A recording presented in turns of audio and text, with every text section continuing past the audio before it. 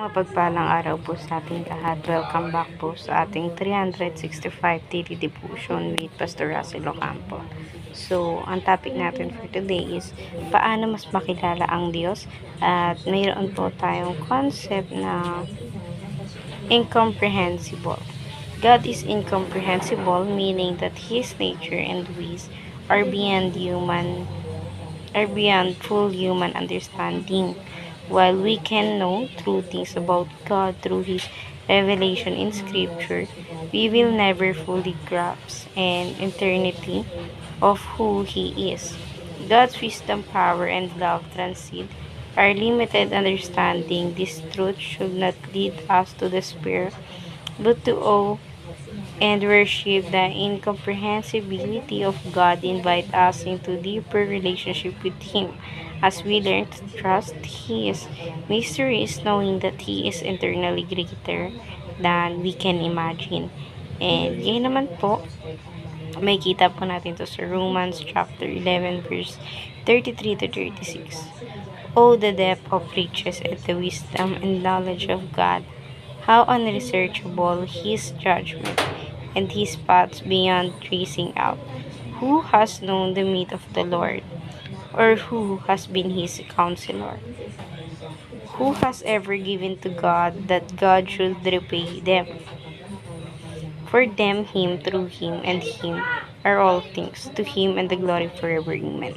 At yun naman po, i-share ko naman po yung mga natutunan ko sa naging topic natin for today. So, sisimulan po natin sa teaching. First teaching,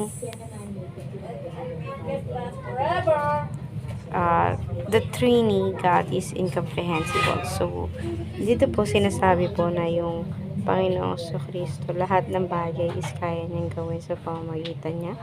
At ngayon naman sa second teaching na tayo, the Father reveals Himself to Christ. So, yung Ama daw po natin, nireveal niya yung kanyang sarili sa pamamagitan ni Kristo, na siyang anak niya nung nagkatawang tao siya. Doon niya nireveal kung ano ang katotohanan at katauhan ng ating Panginoon. At ngayon naman sa third teaching na tayo, the Spirit communicates Christ to us. So, yung banal na Espiritu po na iniwan sa atin ng Panginoong Kristo. Ito po yung nakikipag-communicate to us within this Christ. So, habang tayo nasa lupa, ay yung banal na Espiritu ang siyang gumagabay sa atin. At ngayon naman sa application na tayo, first application, resolve to know Christ experientially. So, lagi natin i-resolve kung sino nga ba, at alamin natin yung Panginoong Kristo through our experience, kung ano siya sa buhay natin at kung sino siya.